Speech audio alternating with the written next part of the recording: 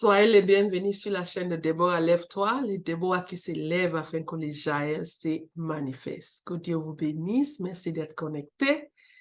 Encore une fois, nous sommes au pied de nos pères et il y a quelque chose à nous dire encore. Et comme chaque fois, Dieu nous fait du bien. Ce thème aujourd'hui, c'est les bienfaits de la grâce. Mais avant de commencer, je vais vous encourager, s'il vous plaît, n'oubliez pas de like, partager et s'inscrire sur cette chaîne afin que vous êtes au courant des vidéos quand Dieu nous met à cœur de publier. Que Dieu vous bénisse.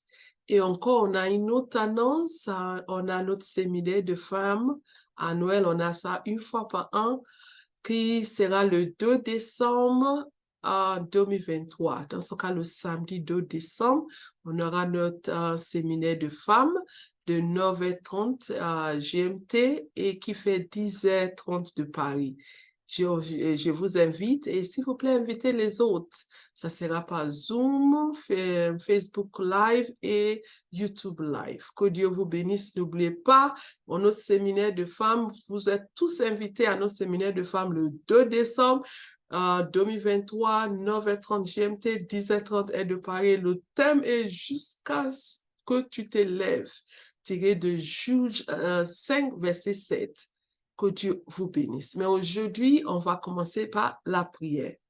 Dieu de miséricorde et de grâce, nous voici encore à tes pieds. Tu as quelque chose à nous dire. Dispose nos cœurs, parle à nos cœurs. Seigneur, nous ne voulons pas seulement être les écouteurs de ta parole. Nous voulons que tu nous la grâce de mettre ça en pratique afin qu'on puisse bénéficier des bienfaits de ta grâce au nom de Jésus. Amen. Et comme je disais, aujourd'hui, le thème est les bienfaits de la grâce. D'abord, on va commencer avec les définitions. Qu'est-ce que c'est la grâce? C'est une faveur accordée librement à quelqu'un. Quelqu'un t'a fait du bien, c'est une grâce. Aussi, une autre définition, disposition à faire de faveur, à être agréable à quelqu'un. Dans ce cas, si quelqu'un est agréable à toi, à ton égard, c'est la personne en train de te faire de grâce. Mais dans le contexte qu'on vous voit maintenant, c'est la grâce de Dieu, on parle ici, c'est la faveur imméritée que Dieu manifeste à nous par notre foi en Jésus-Christ. Tout commence par notre foi en Jésus. C'est une grâce. Dieu, c'est une faveur qu'on ne mérite pas. On ne peut pas faire quelque chose pour mériter. Dieu, dans son amour, il nous a aimés. Il a donné son Fils unique pour nous. Il a donné tout ce qu'on voit. Il a créé le monde. Il a tout créé, tout des bienfaits avant même de nous créer. C'est-à-dire, il a pourvu même à nos bénédictions avant de nous créer. C'est la grâce de Dieu. Et aussi, une autre partie de la grâce que beaucoup de gens aussi ignorer, c'est la capacité surnaturelle de Dieu. C'est pas seulement une faveur imméritée, mais ça vient avec une capacité surnaturelle que Dieu nous donne pour qu'on puisse même vivre pour lui, on puisse être agréable. Tout ce qu'on peut, on a besoin pour vivre cette vie chrétienne, la marche chrétienne, le ministère, dans nos foyers partout, c'est cette capacité surnaturelle que Dieu nous donne. Parce que si on regarde dans Éphésiens 2, 8 à 9, il dit c'est par la grâce que vous êtes sauvés, par le moyen de la foi. Et cela ne vient pas de vous, c'est le don de Dieu. Ce n'est point par les œuvres afin que personne ne soit glorifié. Dans ce cas, on voit ici, c'est clair. On dit que même pour être sauvé, c'est par la grâce. Dans ce cas, le premier point qui est pour les bienfaits de la grâce, c'est que la grâce, qu'est-ce que les bienfaits, qu'est-ce que la grâce nous donne? Le salut. Et quand on a vu dans Éphésiens 2, versets 8 à 9, le salut, c'est un don gratuit que Dieu nous donne. Il dit, je relis, c'est par la grâce que vous êtes sauvés, par le moyen de la foi. Dans ce cas, il te dit, qu'est-ce que la grâce fait? Quel moyen? Moyen de la foi. Et cela ne vient pas de vous. Ce n'est pas quelque chose que tu peux faire par tes propres œuvres. C'est le don de Dieu, c'est un don. Ce n'est point par des œuvres, afin que personne ne se glorifie. Dans ce cas, les premiers points sur les bienfaits de la grâce, c'est le salut, le pardon de nos péchés. Et nous sommes en train de regarder, j'étais en train d'étudier le livre de Matthieu, tout le chapitre 1. Et Dieu m'a ouvert mes yeux sur quelque chose. Quand on commence Matthieu 1, verset 1, il dit, je ne le suis de Jésus-Christ, fils de David, fils d'Abraham. Dans ce cas, pour que même Abraham arrive, pour être Pourquoi la généalogie de Jésus vient? Il a dû bénéficier de la grâce de Dieu. C'est à cause de ça, si on voit on retourne dans Jean 1, verset 12, il dit, mais à tous ceux qui ont reçu, à ceux qui croient en son nom, elle a donné le pouvoir de devenir enfant de Dieu. Et on voit qu'Abraham, lui, il était un païen, il servait le Dieu de ses pères, il n'avait rien pour être un enfant de Dieu. Mais quand on voit dans Genèse 12, verset 1, Dieu l'a appelé. Comme Dieu est en train de t'appeler, il dit à Abraham, quitte ton pays, quitte ta maison de ton père et va, je vais te montrer un pays. La Bible dit, Abraham a cru, il a obéi, il est parti. Et c'est la même chose. À cause de ça, maintenant, quand on revient dans Matthieu 1, verset 2, on dit, Abraham engendra Isaac. Dans ce cas, on voit que pour qu'Abraham rentre dans la généalogie de Jésus-Christ, il faut qu'il passe d'abord par le salut, qui est l'un des premiers bienfaits de la grâce. Il a cru, quand Dieu lui a dit de laisser, il n'avait pas de GPS, il n'avait pas de map, il n'avait rien, mais il a cru et il est parti. Dans ce cas, le premier point est adressé à ceux qui ne sont pas sauvés. Dieu dit, mais à tous ceux qui ont reçu, à ceux qui ont cru, ceux qui croient en son nom, elle a donné le pouvoir de devenir enfant de Dieu. C'est l'œuvre de la grâce. Le premier bienfait de la grâce, c'est le salut. Et quand on retourne dans 2 Corinthiens 5, verset 17, il dit, si quelqu'un est en Christ, il est une nouvelle créature. Les choses anciennes sont passées. Voici, toutes choses ont devenu nouvelles. Abraham, qui était un païen hier, quand il a dans Genèse 12, Dieu lui a dit, va-t'en de ton pays, de ton père, de ton country, de ta famille, et va dans un pays que Dieu. Quand il a obéi, il est parti. Maintenant, il est devenu ami de Dieu. Il est rentré dans la théologie de Jésus-Christ parce qu'il a cru. Et maintenant, si on voit Colossiens 1, verset 12 à 13, il dit, rendons grâce au Père qui vous a rendu capable d'avoir part à l'héritage des saints dans la lumière. Si tu m'entends aujourd'hui, tu n'as pas encore rentré dans le bécail de Dieu. Tu n'as pas encore accepté Jésus-Christ pour avoir le pardon de ton pays. Dieu, c'est ça, il veut te faire. Comme il a appelé Abraham dans Genèse, dans Genèse 12, il t'appelle aujourd'hui. Il dit, si tu entends ma voix, endurcis pas ton cœur. Tu peux pas, si on retourne dans Éphésiens 2, verset 9, il dit, ce n'est point par les œuvres avant que personne ne se glorifie. Même si tu es à l'église, tu peux t'aider, tu peux tes offrandes, tu fais tout pour l'œuvre de Dieu. Si tu n'as pas passé par le salut, tu n'as pas bénéficié des premiers bienfaits de la grâce qui est le salut, tu ne peux pas rentrer dans cette généalogie, cette postérité de Dieu. Et je relis le Colossiens 1, verset 12 à 13. Il dit, rendez grâce au Père qui nous a rendus capables d'avoir part à l'héritage des saints dans la lumière. On voit que la grâce, c'est la capacité surnaturelle que Dieu. C'est Dieu qui nous rend capables. Par nos propres forces, par nos religions ne peut pas nous aider. Quoi un nom de quelqu'un ne peut pas nous aider. Faire des bons œuvres ne peut pas nous aider. C'est qu'on croit au nom de Jésus-Christ. Et on avait vu qu'il dit, si on retourne dans Éphésiens 2, 8, il dit, car c'est par la grâce que vous êtes sauvés, par le moyen de la foi. Dans ce cas, c'est pas grâce. Mais comment tu fais pour obtenir cette grâce, cette faveur imméritée, cette capacité surnaturelle? Par le moyen de la foi. Et cela ne vient pas de vous, c'est le don de Jésus. C'est le jour que tu vas reconnaître quand tu es péché, quand tu n'éprouves pas tes efforts, tu ne peux pas te sauver. Tu ne peux pas se débarrasser de la nature pécheresse. Mais quand le don que Dieu t'a donné, qui est Jésus-Christ, qui est venu, il est mort à la croix pour toi. La Bible dit que Dieu a tant aimé qu'il a donné. Il n'a pas donné une autre. Il a donné seulement son Fils Jésus-Christ. Il n'y a pas un salut d'un autre nom. C'est seulement au nom de Jésus-Christ. Et c'est le jour que tu reçois, que tu l'acceptes, que tu crois. Et maintenant, on revient maintenant dans Colossiens 1, verset 12 et 13. Il dit, rendez grâce au Père qui vous a rendu capable. C'est là, il te donne la capacité. Si on retourne même dans Jean 1, 12, il dit, mais à tous ceux qui l'ont reçu, à ceux qui croient en son nom, elle a donné le pouvoir. C'est ça, cette grâce, le pouvoir de devenir enfant de Dieu. Et quand on retourne dans Colossiens 1, 12, il dit, qui vous a rendu capable d'avoir part à l'héritage de cette dans la lumière, qui nous a délivrés de la puissance des ténèbres et nous a transportés dans le royaume du Fils de son amour. Dans ce cas, peut-être tu es en train de dire, ah, c'est parce que tu ne connais pas mes péchés. Ah, tu ne connais pas ma vie. Dieu te dit, il t'aime. C'est un don de Dieu. Il t'appelle comme Abraham. Il a vu, il savait qu'Abraham servait les idoles, mais il l'a appelé parce qu'il est un Dieu d'amour.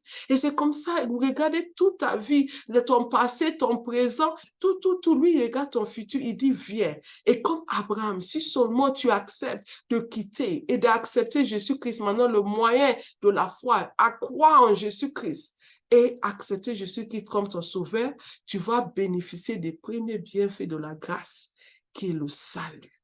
Et Dieu ne peut pas seulement, il va te donner la capacité de devenir, de avoir part de l'héritage de ces quel privilège. Mais il va te délivrer de la puissance des ténèbres. Et il n'est pas délivré pour te laisser là-bas. Il va te transporter dans le royaume du Fils de son royaume. Tu deviens royauté. C'est ça la grâce fait de nos vies. Il a fait de nous des royautés, des fils de Dieu, des enfants de Dieu. Comme Abraham aujourd'hui. Abraham, on se retrouve Abraham dans Matthieu 1, verset 2, dans les idéologies de Jésus-Christ. Pourquoi? Parce qu'Abraham a accepté de quitter dans Genèse 12, de quitter et de suivre Dieu. De croire en la parole de Dieu, de partir, Dieu l'a dirigé. Et aujourd'hui, il est devenu nous tous. On a eu héritage à travers d'Abraham, à travers de Jésus-Christ, on a eu héritage de la vie éternelle. Dans ce cas, le premier bienfait de la grâce, c'est le salut. C'est la chose que tu ne peux pas, tu ne mérites pas, mais Dieu t'a donné. Moi, je ne mérite pas, mais Dieu m'a donné. Et maintenant, il nous donne la capacité de vivre pour lui. Et à cause de ça, il dit dans Corinthiens 5, 17, si quelqu'un est en Christ, il est une nouvelle créature. Les choses anciennes sont passées. Voici toutes choses sont devenues nouvelles. La personne qui m'écoute, Dieu va te donner une chose, Dieu va te faire une chose nouvelle. Il va te donner une avenir merveilleuse. Mais il te donne cette don qui est la grâce, le salut. Dans ce cas, le premier bienfait, c'est le salut. Dans ce cas, s'il y a quelqu'un qui m'écoute, il faut vraiment, il a entendu, il faut accepter Jésus-Christ, s'il vous plaît, faites cette prière après moi. Dis, Seigneur Jésus, je te demande pardon pour mes péchés. Je réalise que par mes propres forces, je ne peux pas me sauver. Pardonne-moi. J'accepte le don gratuit que tu m'as donné, Jésus-Christ, comme un sauveur et comme un Seigneur. Jésus vient dans ma vie. Sois mon maître. Sois mon sauveur. Règne en moi. Au nom de Jésus. Amen. Si tu as fait cette prière, tu as bénéficié des premiers bienfaits de la grâce, qui est un faveur immérité, une capacité surnaturelle de Dieu. Tu es devenu enfant de Dieu. Dieu t'a transporté des ténèbres à la lumière et il t'a rendu capable d'avoir part à l'héritage des saints dans la lumière. Dans ce cas, si nous ne sommes pas une église, si tu veux avoir plus d'informations ou tu veux qu'on vous connecte avec une église, tu peux nous écrire, va sur notre site web www.secomomonde.org et écrire, il faut nous envoyer un email. Et là, on va vous diriger, on va vous donner des choses à lire pour qu'il va vous aider à grandir. Dans ce cas, le premier point de bienfait de la grâce, c'est le pardon, le salut, le pardon de nos péchés. Mais Dieu ne reste pas là-bas. C'est pas seulement le salut. Le salut, c'est le début. C'est comme l'entrée. Maintenant, il y a d'autres choses que Dieu veut qu'on bénéficie. Un changement de nom. Et nous sommes en train de regarder tout le Matthieu chapitre 1, parce que c'est là, quand j'étais en train de méditer, Dieu m'a ouvert mes yeux sur les bienfaits de la grâce. Mais comme maintenant, quand on va de Matthieu 1, verset 5, il dit, Salmon engendra Boaz de Rahab. Boaz engendra Obed de Ruth. Maintenant, on va voir ces deux personnes. On parle de Rahab, on parle de Ruth. C'est-à-dire, la deuxième chose que la grâce nous fait, il change notre nom. C'est vrai, Dieu nous dit de venir comme pécheurs, mais il ne veut pas qu'on reste comme des pécheurs. Il faut changer notre nom. Et comme si on regardait dans 1 Pierre 2,9, il dit, vous, au contraire, vous êtes une race élue, un sacerdoce royal, une nation sainte, un peuple acquis, afin que vous annoncez les vertus de celui qui vous a appelé des ténèbres à son admirable lumière. Même si tu es né dans une famille où peut-être tes parents, tu n'étais pas un enfant désiré, c'est Dieu qui parle de toi ici. Si tu as déjà accepté Jésus-Christ, tu es une servante de Dieu, tu venais juste même d'accepter par cette prière qu'on a fait. Dieu t'a appelé aujourd'hui. Il a changé ton nom, une race élue, un sacerdoce royal, une nation sainte, un peuple acquis. Pourquoi? Afin que vous annoncez les vertus de celui qui vous a appelé des ténèbres à son admirable lumière. Dieu veut utiliser ta vie pour que tu montes à la vie, qu'il y a de la lumière qui règne, qui va attirer les autres à venir à lui. Et quand on retourne sur la vie de ces deux femmes, Rahab et Ruth, si on retourne dans Josué 6, verset 25, il dit, Josué a laissé la vie de Rahab la prostituée. Dans Genèse et Josué, elle était appelée Rahab la prostituée. À la maison de son père et à tous ceux qui les appartiennent. Elle a habité au milieu d'Israël jusqu'à ce jour parce qu'elle avait caché les messagers que Josué avait envoyés pour explorer Jéricho. On voit quand Rahab, qui était prostituée, une femme délaissée, une femme de honte, une femme qui n'a pas d'avenir, une femme, c'est-à-dire des gens viennent, couchent avec elle, lui donnent quelque chose, une femme qui était réduite, l'ennemi l'a réduit sa vie comme quelque chose, une chose qu'on peut utiliser et jeter une chose. Mais quand cette femme a décidé de bénéficier des bienfaits, des premiers bienfaits de la grâce qui est le salut, par elle, elle a cru que le Dieu d'Israël est plus fort que les dieux et elle a caché les messagers. Maintenant, elle est rentrée en Israël.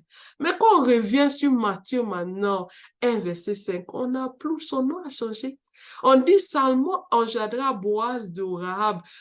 Rahab, la prostituée a disparu de son nom. Pourquoi? Parce que Dieu a changé son nom. Et quand on retourne sur Ruth 1, verset 22, on croise maintenant pour la première, Ruth maintenant, la deuxième personne. Ainsi reviennent du pays de Moab, Naomi et sa belle-fille, Ruth la Moabite. Elle arrive à Bethléem au commencement de la moisson des orges. Ça, c'est Ruth 1, verset 22. Ça, c'est comme ça on appelait Ruth. Elle était Ruth la Moabite, la femme de malédiction, la femme qui est sortie d'un peuple où Dieu avait maudit. Dieu dit que ce peuple-là est maudit pour l'éternité. Mais quand Ruth a décidé à bénéficier aussi des premiers bienfaits de la grâce qui est le salut, elle a dit à Naomi, ton Dieu sera mon Dieu, ton peuple sera mon peuple. Là où tu vas mourir, c'est point. Elle a laissé la vraie.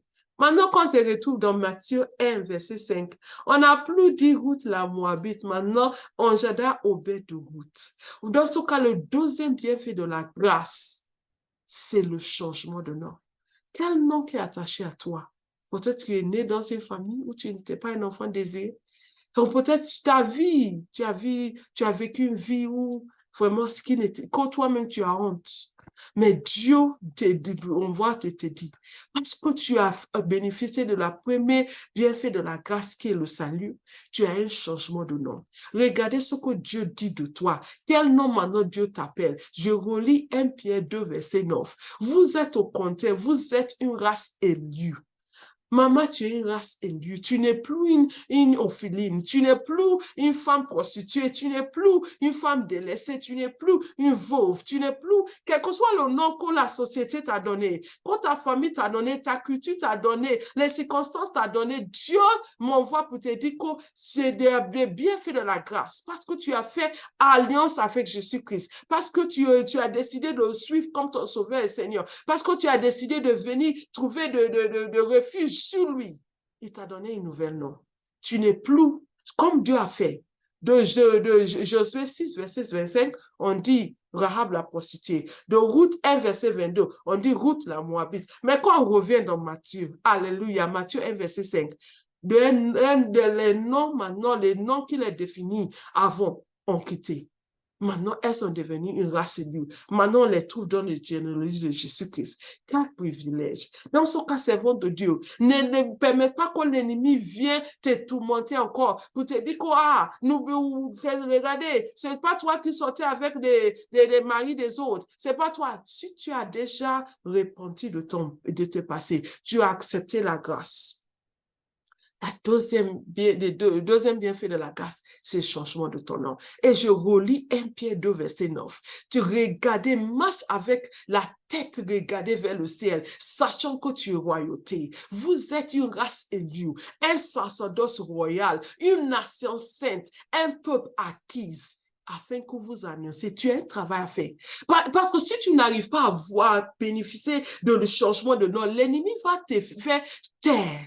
Aujourd'hui, il y a beaucoup de femmes qui n'osent pas soulever la tête pour parler. Pourquoi? Parce que l'ennemi les rappelle. Ah, c'est toi qui étais comme ça. C'est toi qui étais la prostituée. C'est toi. Mais Dieu m'envoie pour te dire non. Tu as eu un changement de nom. Bénéfice de ce changement de nom. Ah, réalise que tu es une race élue, un sacerdoce royal, une nation sainte, un peuple acquise. Parce que tu dois annoncer ses vertus. La grâce que Dieu t'a dit, tu dois partir annoncer ça afin que les autres puissent venir à Jésus-Christ. Troisième point, le troisième bienfait de la grâce. Nous sommes en train de regarder les bienfaits de la grâce aujourd'hui. Premier, on a dit c'est le salut. Deuxième, on a dit que il te donne un changement de nom. Troisième, il nous choisit pour son travail. C'est la grâce qui te choisit. Par nous-mêmes, on n'est pas qualifié. C'est la grâce qui nous qualifie. Et on continue. Nous sommes toujours dans Matthieu 1.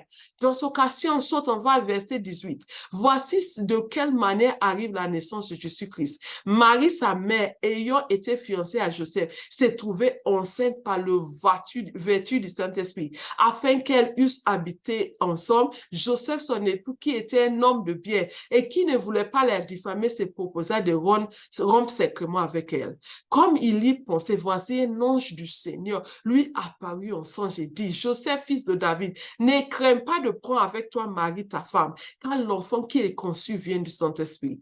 Elle enfantera un fils et on lui donnera le nom de Jésus. C'est lui qui sauvera son peuple de ses péchés. Tout cela arrivait afin qu'il accomplisse ce que le Seigneur avait prononcé par le prophète. Voici la Vierge sera enceinte. Elle enfanta un fils et lui donnait le nom Emmanuel, ce qui signifie Dieu avec nous. Marie ne peut pas être choisie elle-même. C'est la grâce qui l'a choisie. C'est la grâce qui t'a choisi, maman. C'est la grâce qui m'a choisi. Dans ce cas, le troisième bienfait de la grâce, c'est que la grâce nous choisit pour son travail. Il y avait d'autres vierges, mais Marie a été choisie par la grâce. Et c'est la grâce aussi qui a choisi Joseph. Et ça pouvait être un autre homme. Mais c'est la grâce qui a choisi Joseph de prendre soin. Dieu de la grâce qui a donné Marie pour porter le corps de Christ. Parce que Christ était en Jésus. Dans ce cas, Marie était appelée à porter le corps, de donner un corps à Christ, qui est Jésus. Et nous aussi, maman, Dieu nous a appelés de prendre soin du corps de Christ. Peut-être c'est dans ton foyer. Donc, des enfants, tu as des nations dans ta nation. Ton mari, c'est une nation. Tes enfants, ce sont des nations. Dieu t'a appelé de prendre soin de cette nation comme mari, de porter, comme Marie a porté Jésus-Christ. C'est la grâce qui t'a choisi, maman. C'est la grâce qui t'a choisi pour porter ce foyer devant lui, pour porter ses enfants. Parce que pourquoi? Dieu veut utiliser ses enfants pour faire du bienfait à l'humanité. Et aussi, c'est la grâce qui a choisi ton mari pour qu'ensemble, vous pouvez faire ce que Dieu a fait. C'est la grâce qui nous a choisi pour porter le corps de Christ. Et Marie a accepté cette grâce. Dans ce cas, maman, qu'est-ce que Dieu t'a appelé de faire? Que cette grâce ne soit pas en vain. Que Dieu ne fait pas, c'est que Dieu te choisit et que Dieu regrette d'avoir. Marie a porté Jésus-Christ. Et parce qu'elle a obéi, on a eu un sauveur. Qu'aujourd'hui, on peut dire que nous aussi, nos péchés sont pardonnés parce que Jésus-Christ est mort à la croix pour nous. Qu'est-ce que Dieu t'a choisi? C'est la grâce qui t'a choisi. Il ne faut pas que la grâce soit en vain. Qu'est-ce que Dieu t'a appelé de faire, maman? Ne regarde pas, est-ce que moi je peux? Est-ce que, tu sais pas la famille, je suis sortie, tu sais pas le foyer, je suis, c'est parce que tu connais pas mon mari. Dieu sait comment parler à ton mari. C'est pas Dieu qui a parlé à Joseph ici. Quand la Bible dit, Joseph même avait proposé dans son cœur de la rompre, sécurement, c'est Dieu qui est s'occuper de ça. Tout ce que Dieu veut, comme mari, quand on accepte cette grâce qui nous choisit pour faire son œuvre. Et le reste, Dieu même, il va faire que tout concourt pour nos biens parce que nous aimons le Seigneur. Dans ce cas, premier point, le bienfait de la grâce, c'est le salut. Deuxième point, le bienfait de la grâce, c'est changement de nom. Troisième chose, le bienfait de la grâce, il nous choisit pour son travail. Et quatrième chose, c'est là-bas on va arrêter. Il dit aujourd'hui, il nous donne la force pour obéir. On ne peut pas obéir par nos propres forces. Pour ce que Dieu nous dit de faire, parce que ce que Dieu nous dit de faire est plus grand que nous. C'est la grâce qu'on a, on dit, c'est la capacité surnaturelle qui va nous donner la grâce d'obéir. On est toujours sur Matthieu 1. Maintenant, on regarde spécifiquement Joseph. Même Marie, même, c'est la grâce qui lui a donné la force d'obéir. Mais on regarde versets 24 et 27. Il dit, Joseph étant réveillé, fut ce que l'ange du Seigneur lui avait ordonné et prit sa femme avec lui. Mais il ne la connut point jusqu'à ce qu'elle eût enfanté un fils auquel il donna le nom de Jésus. Joseph ne pouvait pas faire ça si la grâce ne lui a pas donné cette capacité surnaturelle.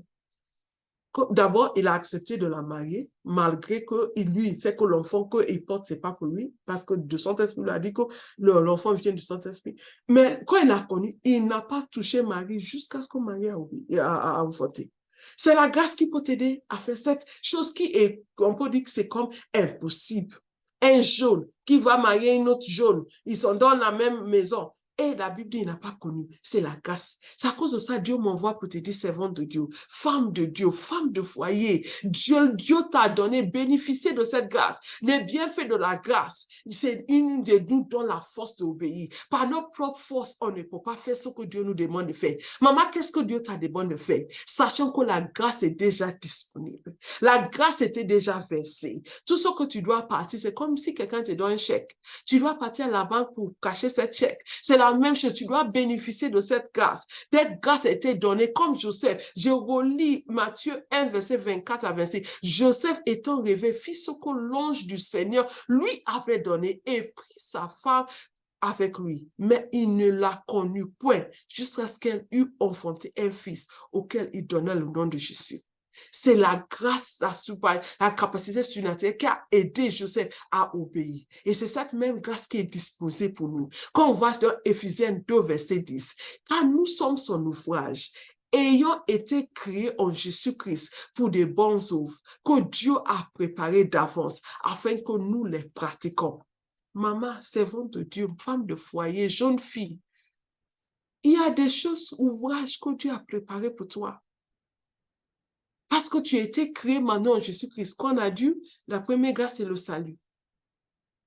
Pour des bons œuvres, il y a des bons œuvres que Dieu a préparées pour nous. Que Dieu a préparées d'avance afin que nous les pratiquons. Maintenant, pour qu'on puisse rentrer pour pratiquer, on a besoin de la grâce. Dans ce cas, Dieu m'envoie aujourd'hui pour nous encourager. On a des bienfaits de la grâce. Il faut qu'on prenne soin, on bénéficie de ça. Il ne faut pas qu'on laisse, on dit, ah, Seigneur, je veux faire cette œuvre, mais il n'y a pas de moyens. Je veux faire cette œuvre, il n'y a pas de... C'est qu'on est fidèle dans les petites choses, que Dieu nous confie des grandes choses. Maman, peut-être Dieu t'a montré des grandes choses. Mais si tu n'es pas fidèle dans les petites choses, Dieu ne peut pas te confier des grandes choses. Joseph était d'abord fidèle dans la maison de Potiphar. Quand il était fidèle dans la maison de Potiphar, il est arrivé en prison. Il était fidèle là-bas aussi. Il a utilisé ses dons là-bas, malgré dans le prison. Il n'a pas, quand des personnes avaient besoin de quelqu'un pour traduire et interpréter les rêves, il savait qu'il avait ce don, il l'a utilisé. Il n'a pas dit, ah, je suis dans le prison, moi aussi j'ai ma situation, moi aussi j'ai mon problème. Alors c'était la route de son sortie. Tu vois, il a utilisé. Pourquoi? Parce que la grâce nous donne la force d'obéir malgré les situations. Et en conclusion, quand on avait vu qu'il y a un moyen par la foi. Comment on va faire pour continuer de bénéficier des moyens de se grâce? Quand on continue de demeurer en lui. Jean 15, verset 4 à 5. Demeurez en moi et je demeurerai en vous. Comme le semeur ne peut pas lui-même porter du fruit, s'il ne demeure attaché au cep. Ainsi, vous ne pouvez non plus si vous ne demeurez en moi. Je suis le cep, vous êtes le sémon. Celui qui demeure en moi et en qui je demeure porte beaucoup de fruits. Car sans moi, vous ne pouvez rien faire. Servante de nos mamans au foyer, jeune fille, c'est quand on va demeurer en Dieu. C'est là on va continuer de bénéficier de sa grâce. Il dit, ce qu'on demeure en moi et lui demeure en nous par notre intimité, le temps de lire la Bible, le temps de prière, le temps de venir devant le Seigneur, rester calme à lui, par notre obéissance, par notre dévouement, par nos sacrifices, qu'on continue de demeurer en lui. Il te dit, fais ça, tu fais. Et après, il te dit, c'est fais ça, tu fais. Et dis, lui, demeure en nous. Comme le serpent n'est pour lui, pas lui-même porter du fruit. S'il ne demeure attaché au cep, ainsi vous ne pouvez non plus. Si vous ne demeurez en moi, je suis le cep, vous êtes le serment. C'est lui qui demeure en moi et en qui je demeure porte beaucoup de fruits. Car sans moi, nous ne pouvons rien faire. Que Dieu vous bénisse. C'est le message que Dieu m'a donné pour nous apporter aujourd'hui les bienfaits de la grâce. Il nous donne le salut, il change notre nom, il nous choisit pour le travail et il nous donne la grâce et la force de lui obéir. Mais c'est que si on veut continuer de bénéficier de cette grâce, c'est on continue de demeurer en lui. Que Dieu vous bénisse. On va prier. Dieu de miséricorde et de grâce, j'ai prie d'abord pour ceux qui ont accepté Jésus-Christ aujourd'hui. Je prie que tu les soutiens, que tu les bénisses. Seigneur, que tu les orientes dans une bonne église, là où ils vont grandir. Papa, je prie pour quelqu'un m'écoute. Il était dans le Seigneur, mais une raison ou une autre, il est retourné. Toi-même, tu dis que tu aimes ceux qui étaient avec toi. Tu les aimes avec un amour éternel. Tu aimes. Tu dis, tu donnes désir. C'est pas que le péché continue.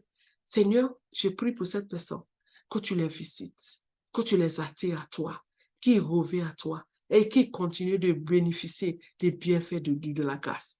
Et je prie pour nous tous, papa, qu'au Seigneur, quand on réalise que tu nous as sauvés, nous sommes une race élue, on a un nouveau nom maintenant, tu as changé nos noms, tu as changé nos statuts, qu'on ne marche pas avec des têtes basses, mais qu'on regarde avec des têtes comptant sur notre Seigneur et d'être vraiment, réaliser que tu nous as choisis pour ton œuvre et par la grâce est là, disposée, disponible, qu'on puisse utiliser pour obéir et faire cette œuvre, cette bonne œuvre que tu as préparée en avance pour vous.